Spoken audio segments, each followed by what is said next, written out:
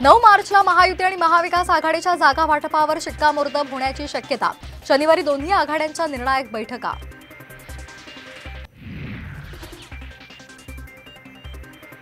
भाजपचा 37-8-3 जागांचा फॉर्म्युला, सूत्रांची माहिती। जिंकू शकणाऱ्या जागांची यादी सादर करा, अमित शहांचं मित्रपक्षांना आवाहन।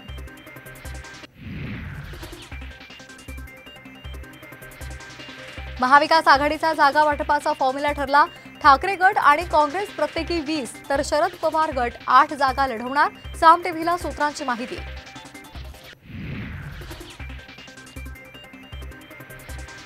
आचारसंहितेनंतर मोठा राजकीय भूकंप होण्याची शक्यता।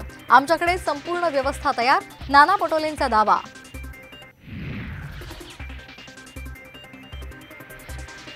ठाकरे गटाच्या याचिकेवर आज सर्वोच्च न्यायालयामध्ये सुनावणी। आमदार अपात्रता प्रकरणी नार्वेकरांनी दिलेल्या निकालाला आव्हान।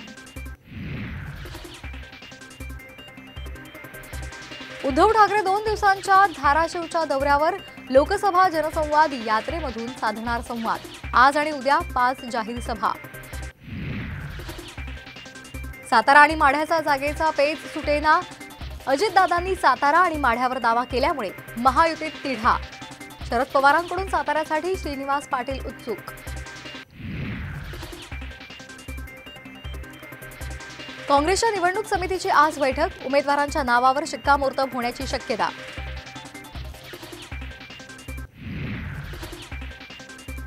मराठा आरक्षण कायद्याला विरोध करणाऱ्या याचिकेवर उच्च न्यायालयामध्ये सुनावणी। 8 मार्चला होणाऱ्या सुनावणीकडे लक्ष।